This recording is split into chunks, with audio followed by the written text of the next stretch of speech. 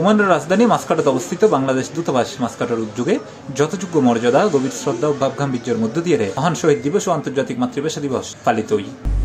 আত্মত্যাগকারী সালাম, বরকত, জব্বার সহ অনেক নাম জানেন না জানা শহীদদের, যাদের এই আত্মত্যাগের পথ ধরেই আমরা অর্জন করি বাংলা ভাষার মর্যাদা।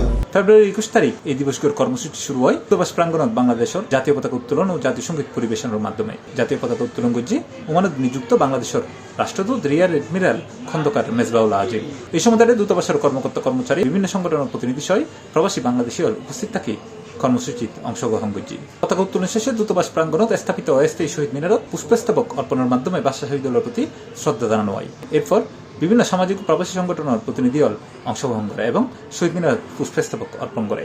শ্রদ্ধা নিবেদনের পর শহীদুল্লাহর আত্মার মাগফিরাত কামনায় বিশেষ দোয়া মোনাজাত করা হয়। এরপর দূতাবাসের অডিটোরিয়ামে এক আলোচনা সভা অনুষ্ঠিত হয়, যেটা ওমানের রাষ্ট্রদূত রিয়ার এডমিরাল খন্দকার মেজবাউল আজিমের উপস্থিতিতে সবার পরিচালনা করছে প্রথম সচিব আসাদুল হক।